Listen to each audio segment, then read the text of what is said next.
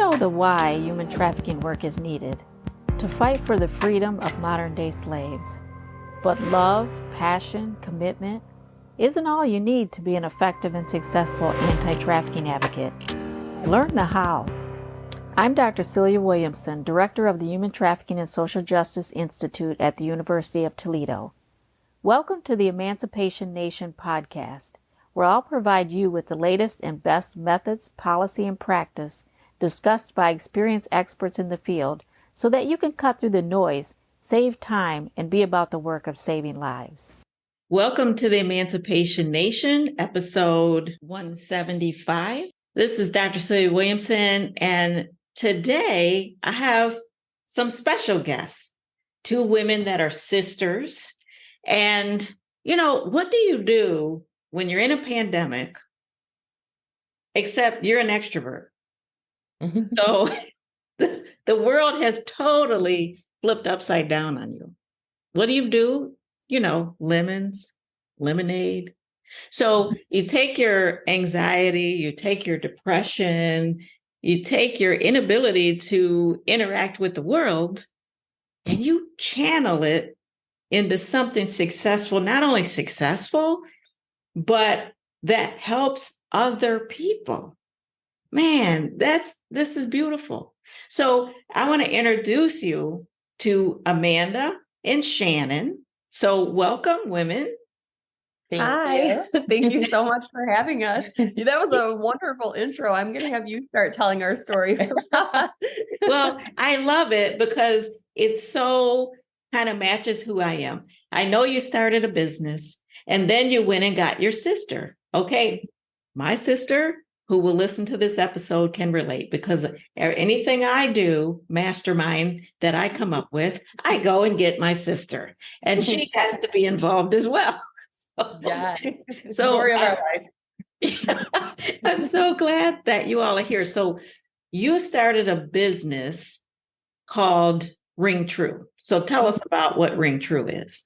Sure. Yeah. Like you said, I started the business during the pandemic. I am an extreme extrovert, which to me, sitting inside our house here, just was weighing on me heavily as it did, I'm sure, most of the population. I'm a woman of faith. So I was praying about my circumstances, just asking God, like, how am I going to get through this? What am I supposed to do with what's going on around me? And I had this idea pop into my head, and it was so strange. It was an idea to make rings that had encouraging words attached to them and start a business for women. And it was strange because I have never made jewelry in my life. I'm not even really a jewelry person. Like if I have money, it's not jewelry that I'm spending it on. So I've never made jewelry, never had a business. So it really felt like an idea that was very much outside of myself. And I just sat there and I had the opportunity to say yes or no to that. And I shared the idea with my sister right from the very beginning. And she said, you got to do that. That sounds amazing. So I gave it a try and it was successful. It was successful and I was very surprised by that. But from the very beginning, I knew I wanted to use part of our profits to give back into nonprofit organizations that were doing work that's dear to my heart, plenty of different things, but a lot of them were focused on anti-human trafficking work, because to me, that is an issue that I think I would like to do as much as I can to help fight against. Yeah, I think that's amazing. So not only had you had to learn how to make jewelry, but you also had never run a business before, correct? That's correct. It was a lot of learning, and it wasn't just that. I had to figure out the social media piece as well and the graphic design piece to design all of the packaging that our stuff goes on to. There was a lot that went into it, and it really was a very unique opportunity and unique time frame for me to be able to just channel all of my energy and focus into a project like that, because there was no going out. There was nothing else that I could be doing other than being in my home. So I was reading and learning and growing and building something, and learning all the different aspects of it. And it really helped my brain have something to focus on rather than depression and anxiety. And I think it really saved me for sure. So just as a sister should, I'm sure you went to your sister, I mean, and you were like, I'm making this jewelry. And your sister's like, do you know how to make jewelry? No, I don't. I'm going to run a business. Do you know how to run a business? No, I don't. And so then your sister said, sounds like a great idea. Um, let's do this. And I mean, the point, and I want to talk more about the business and all that, but the point of this story is that anybody listening, you can use, I always say, use your talents and put them into motion to help other people. But you're saying you don't even necessarily have to have the specific talent. You have to have the passion. And if you receive the message, then go for it and do what is therapeutic and helps you, as long as and also helping other people. So ring true. These are rings. Can you describe the rings and then talk about, where people can find them, how much they cost, what happens when somebody buys a ring? Sure. Yeah. So we make our rings out of gemstones and crystals. They're stretchy rings. So we have two different sizes, actually three. We have child sizes and then two different adult sizes for women. And then we have two different adult sizes for men. And because they're stretchy, I would say they fit most people. I've not met somebody except for really, really large men that it doesn't fit. So, and those were like, we'll custom make you one. But yeah, we use gemstones and crystals, and they're really just like easily, you can roll them around on your fingers. They're like an anxiety relief fidget kind of item, but beautiful and sparkly and colorful, or not. If you're like my sister and you like neutrals, we have that as well. So yeah, so that's kind of the way that the rings look. And then part of what you're buying is also the card that they come on. So like I said, each ring is attached to a card with an encouraging word on it. Some people will buy the ring based on the word because they would like to gift it to somebody based on the word, and other people will buy just on whatever color they like to wear. But either way, our products are made by at-risk women and women who have been rescued out of human trafficking. That is who we hire for our business. These are not difficult to make. However, my sister can't make them. I tried and I would beg to differ. I tried to teach her. She can't tie the knot. It's a whole thing, but in my opinion, they're not that difficult to make once I figured out the process. And there was a good trial and error period. But once I figured out the process of how to do it, I really can teach anybody to do it. And rather than trying to find who would be the cheapest labor to make these rings or outsource them somewhere where we can get them manufactured for very cheap, we decided to look to who can we hire where the making of our product will absolutely change their life. And that's where we landed on. We would love to work with women who are in safe houses.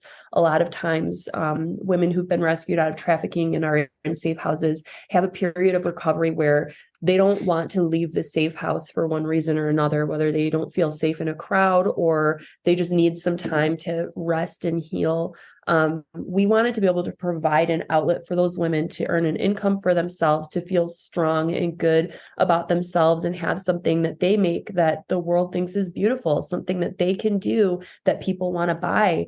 And that really is a beautiful thing for us to see the hope that we get to experience with them on the other side of their story. Mm-hmm. Right. I just see this as a fourfold kind of benefit. It brings two sisters together. It helped you get through a difficult time. If I purchase it, I know that I'm doing good by it. Mm-hmm. And it is reducing my anxiety because I can fiddle with it and kind of get myself back in perspective. And then finally, there's a job for somebody who is trying to get back on their feet, who wants to feel useful, but is at the early stages, perhaps even of their own recovery. So 4 or 5 different benefits for this business. So talk to me about, you said you hire, now it's bigger. I mean, you can't you and your sister can't do it by themselves. Well, your sister can't do it at all. She has other talents, but so now it's bigger than you. So you decide I want to hire survivors to be able to empower them and have them make money. And so where do you get these women as employees? That's a good question. I would love for my sister to share a little bit about an organization that she got connected with before the pandemic even happened, and just explain a little bit about her connection with them and then how we moved into working with them as well for our business. So in 2019, I went with a group of cosmetologists to Nepal because there is an organization there called Our Daughters International. And what they do, they are amazing. They rescue women who are trying to be trafficked out of Nepal into most likely India, because apparently they don't have laws to prosecute trafficking in India, which is absurd to me. So they'll try to get them across the border. They will trick them in any way possible. We have heard so many stories about like what they thought these girls, they will go into like poor villages and offer them job opportunities, or and it's even their own family members sometimes, unfortunately, that are the ones that are trying to trick them into this. And so what happens is they the government works with this organization and allows them to set up at the borders, and there's 11 border crossings from Nepal to India. And so at all 11 of them, they station these girls, who a lot of them are girls who actually went through this program and then decided they wanted to go be the ones to rescue more girls. So they will be there and they will rescue them. And when they first get them, they will ask, like, figure out, can you go back to your family? Like, was this your family that did this? Is it safe for you to go back? And so if it's not safe for them to go back, they will take them to a safe house, and they will stay in the safe house, and they will have they will be tended to, like, physically, mentally, spiritually, everything, until they're well enough again. And then instead of just like sending them back out, they actually let them stay there and pick like a career path where they can have training to provide for themselves. So hopefully to not fall back into like a false job opportunity or anything like that. And so some of the girls there choose cosmetology. So I used to do makeup. And so I went with this team, and we were there for like 12 days and got to train these girls how to do hair and makeup. So hopefully they could become their own, like, either work in a salon or own their own salon.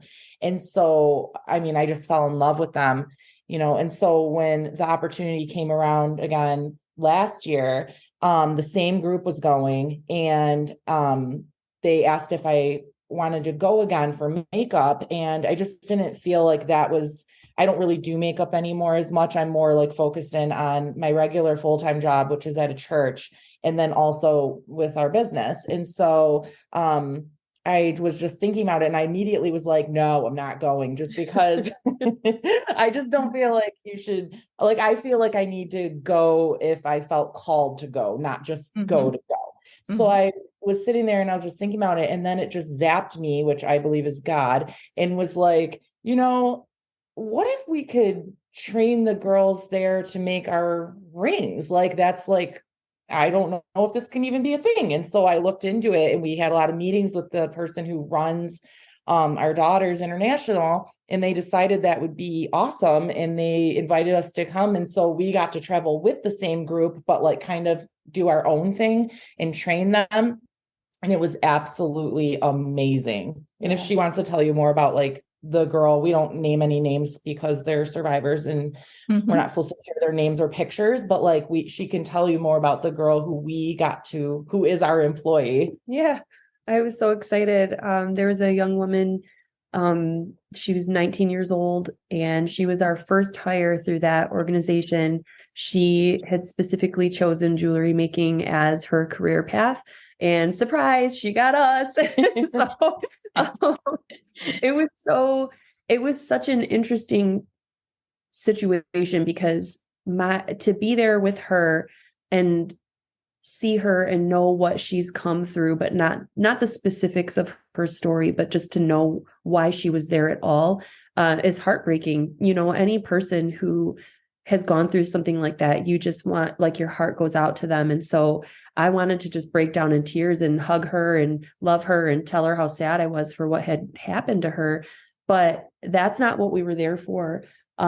She has already been rescued. She has already gone through so much. And our purpose in her life was to be people who presented a path to hope on the other side of her ordeal. And we weren't there for her to comfort us in like our sadness for her story. We were there to bring a peace and hope to her through an opportunity. So that's how we worked with her. And as much as we wanted to just throw our arms around her and hug her, we didn't. We trained her how to do the job, and she took it very seriously. And eventually, when she realized that we are nuts and funny and we laugh all the time and we are not serious people, we finally broke through this, like, that she had like a rock solid exterior that she had built. And she does not speak English. So we had to have a translator. She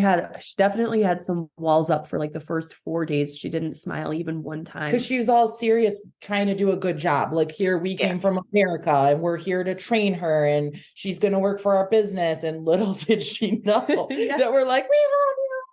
Yeah. Like, we're like the opposite of like a strict businesswoman. Yeah. Well, see, you know what? But I love that, because in our business, we talk about moving victims to survivors and survivors to thrivers. And so you all are on the thriver end, where you are empowering somebody economically, emotionally. That is, hugging her, and that's a different place, a different space, different people. You're empowering her so that she can become a thriver. And I love that you show up authentically and genuine and allow her to be authentic and genuine and laugh and have fun and still have a business. And I love that about some of the new businesses and some of the women-owned businesses. Being genuine and authentic is critically important. I love people who scratch where they itch and just be human. So yeah, I love that you guys did that, and it sounds amazing. So tell us more. Yeah, I would love to. So working with her, it was such an amazing honor. And we trained several of the girls while we were there, but specifically they chose her to be our first hire, because I actually asked them, I said, why did you select her among all of the other girls for us to train first? And they said, because she has leadership quality. And when it's time to hire more ladies, she will be able to train them. Like, there's opportunity for her to grow in her leadership. So we really loved that too. We're just very proud of her. So so then we traveled back here, and my sister laughs because I'm like, I wake up every day and at 6 a.m. I'm texting on WhatsApp between here and Nepal for like supplies and the time zone. So it's, 6 a.m. here is like 7 p.m. there. It's just interesting, but I had it weighing on my heart and I love the ladies there, but I also wanted to have a home connection as well. There's plenty of amazing organizations that I'm personally familiar with, even just in the Metro Detroit area where we are located, that are rescuing women out of trafficking here in the United States and giving them the same hope opportunity that Our Daughters International does in Nepal. So while we really love working with women in Nepal, we also wanted to have a hometown connection as well. And there are pieces of our business and products that cannot be completed in Nepal. So when it came time to hire for those things, we decided to reach out to a local organization that I have friends with called Hope Against Trafficking, and working with them as well. And we recently just hired our first survivor through Hope Against Trafficking as well. So it's amazing. I never thought that this would be part of my life. I didn't know how to own a business. I didn't know how to make jewelry. I certainly never saw any reasonable way that I could make an impact in the fight against human trafficking, but decided to press on and create something anyway. We never thought we would be able to hire anybody. We thought it was just going to be the two of us. I mean, and we're still a small business that's growing. I mean, like, we're in over 60 boutiques across the United States, but like we sell online too. We sell online too, but like it's still, we consider it still small. Like we want to be able to hire, we want it to like blow up so we can just hire as many survivors as we can. Yeah, absolutely. 60 boutiques. I mean, that's amazing. When did you open the Ring True? In 2020, right in the middle of the Wow. pandemic. That's amazing. And so talk to us, if we want to support Ring True, what can we do to support a project like this? Yeah, we would love that. And we would be so grateful for any support. Not because it's just something that we love and get to do together as sisters, but because of the impact with the survivors. It's just, we love them, and we want to work hard and do our best so that we can do good by them, do right by them, and that they know people value what they're doing. Yeah. Yeah. So we've got, like we said, our website is ringtrueco.com. That's where anybody who's looking to buy our products anywhere around the United States can go on our website and look at our different products. But something that we recently started that we're super excited about is our Ring of the Month program. So you can go online and see any of our different styles, but every month we have a monthly $20 subscription where you can get a brand new set of rings. Some of our classics that you can just buy online, but a lot of times it'll be unique styles that are specific just for the people that do Ring of the Month. We make small batch special styles that are made by survivors. And the Ring of the Month program is really how we kind of decide when we can hire a new survivor, because we don't want to overpromise and underdeliver on work opportunities for ladies. So when we have people that commit to a $20 a month, yes, I'm going to buy one of these every month, and it'll come out automatically, and we send them automatically. That's how we know about how many ladies we can employ. So that's our biggest thing that we would love for people to look into, the best way to help. And, a lot of people will donate into different things where they know, my $20 is going here to help this or that. Well, this is your $20 for this is going to help a woman be employed and have an opportunity for dignified work. And you'll also get a beautiful ring in exchange. And a lot of people will keep the ones that they love for themselves, but also they'll gift them to friends. You're going to have something in your back pocket every month that you're going on a coffee date with your best friend, or, you're going to a birthday party or something. You're always going to have a little something to give and share that's beautiful, that can be encouraging. So my sister actually brought one. I know that your listeners won't be able to see them, but she could show it to you. This is one of our little cards. It says, yeah, it's very cute. And it has a little quote at the bottom that describes like the word. And then also in the packaging, there will come a handwritten card with the name of a young woman who helped make our product. So it's a very meaningful gift. And not only does it provide young women jobs, it also provides the person who has it, if they are to give that to somebody as a gift, it'll provide the opportunity to talk about human trafficking and share about what's going on in the world and why that person is passionate about the fight against trafficking, and something small that you can do, to be a part of the fight against trafficking. So it's a conversation starter, an encourager, and just something beautiful that you can have that is making a difference in somebody's life. I mean, I know that I donate, monthly $25 at a minimum every year, every month. For probably the last 10 years. I don't expect to get anything. I just donate to children's hospitals or, whatever it might be for the year. I usually decide at the end of the year around Christmas time what I'm going to support the next year. But being able to get something in return, to be able to remind myself, oh, yes, this is important, to give it to somebody else, open that door for a conversation. Maybe that person says, well, I'd like to do the same. I mean, this is all wonderful, to get a handwritten note or a word that I can sort of meditate on. That is just amazing. It brings me closer to the issue. It makes me feel like I'm a part of the solution. And I know running a business, I mean, you have a lot of costs and shipping costs and all these things. What if I got involved in the Ring of the Month and it's $20 a month? what percentage of that goes back to that person that's being employed? How many rings do you have to sell to employ a person? That's an interesting question. And it's really difficult to answer for that because one of the things that we really love about the making of our rings is that we tell the ladies to make them at their own pace, and we don't want to put pressure on them and say, you have to produce. So it's really just when you can make them, when you have time.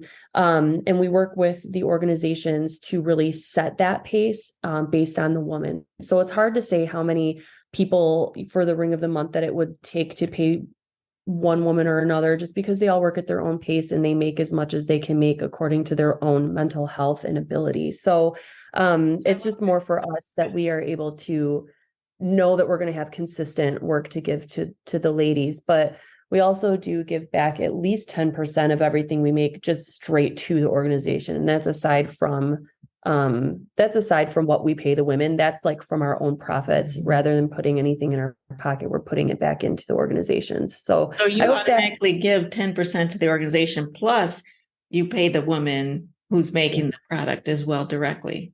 Yeah. That's very cool. Yeah. And we don't really talk about that donating part as much because that feels personal to us. Like that's a personal decision. It's not a business decision that we promote very much because it's personal to us. We choose to do that because we want to, because we think it's the right thing to do, and because we care about the organizations. It's not really like a selling factor for our business, if that makes sense. Yeah, I love that. And getting involved in the Ring of the Month is a really good way to even start paying for your holiday gifts that you want to give out.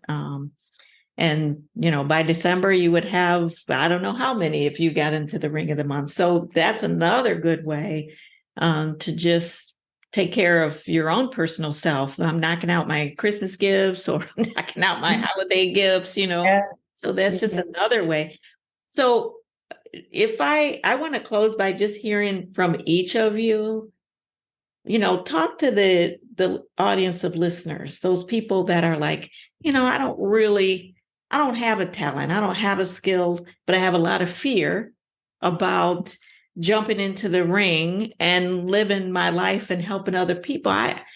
I'm too afraid. I wouldn't know where to start. But I'm listening to this podcast, and I've listened to a lot of these podcasts, and I'm still sitting here, just listening. So not doing. So what would you like to say? Either one of you can start. Talk to that person. Sure. Yeah, I'd love to talk to that person. I think that doubt and fear are some really big things that come up against us in our lives that make us feel like who we are is not enough, and what we have to offer isn't going to make a difference. And I think that no matter who you are, there's pieces of you as a person that this world needs. And regardless of how that looks, for us to take a step towards the things that we are passionate about and take a step into compassion doesn't need to be a huge thing. You don't have to start a business. You don't have to build something crazy or do anything fantastical to make a difference. I think if you can have a positive impact and show kindness and compassion to even one person, I think that will change their life. And all of us are equipped and have different things that we've dealt with, different struggles that we've gone through that you have no idea. The person, walking next to you in the grocery store or that you bump into at work could be currently going through something that you yourself have gone through and have conquered. And if you're able to open your eyes to see other people through eyes of compassion, through eyes of kindness, and looking to see where you can give back into out of the strength that you have of the areas where you've overcome, I think you can make a huge difference. You don't have to do something like what we've done, but you should do something like who you are and how you were made. I agree with her fully what she was saying. She said basically how I feel as well. I do feel like she actually has 3 kids, so she has a busy life. I don't have any kids, so which I'm secretly happy about. Because the reason is it gives me more time to be able to do these types of things. Like my sister encouraged me to speak at this women's event like last year, which I am totally petrified of doing because I don't like speaking in front of people. But she told me that I do have something to offer to like the single people out there. If you don't have kids, what are you doing with your time?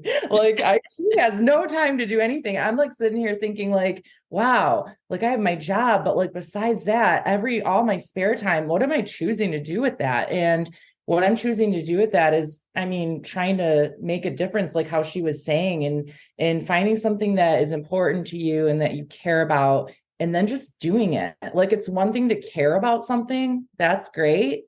But like, it's totally different to do something about it. Even if it's the smallest thing, just do something. Mm-hmm. Yeah. And I would add to that, for anybody who is in a pit right now, who struggles deeply with anxiety and depression, who's listening to this thinking to themselves, like, that's all well and good for all of you, but I'm just struggling to deal with my own life right now. I cannot solve the world's problems.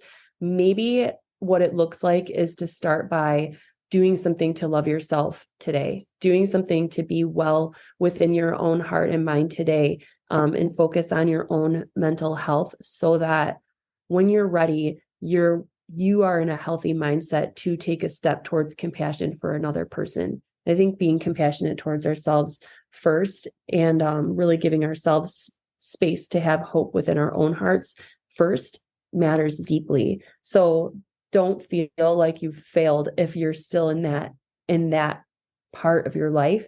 There is hope, and you will be able to come out of it. And when you do, you're going to have a story of strength to share with somebody else who needs what you have gone through and knows that there's hope on the other side. So if that's you and you're listening, we love you. And if we could hug you, we would.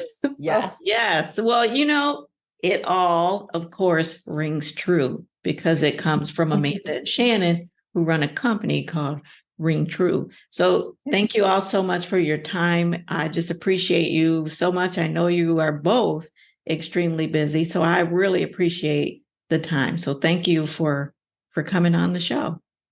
Thank you so much for having us. Yes, we just think you're amazing. You are one of our heroes. So thank you for having us. Yes. All right. That was the sisters from the Ring True company. And you know what? I hear their cry for justice, but not just in words, not just in prayer, but in action. Your words ring true. Your heart rings true. And your mission rings true. 60 boutiques across the U.S. Go to their website, purchase a ring, support the cause. Until next time, the fight continues. Let's not just do something, let's do the best thing. If you like this episode of Emancipation Nation, please subscribe and I'll send you the weekly podcast. Until then, the fight continues.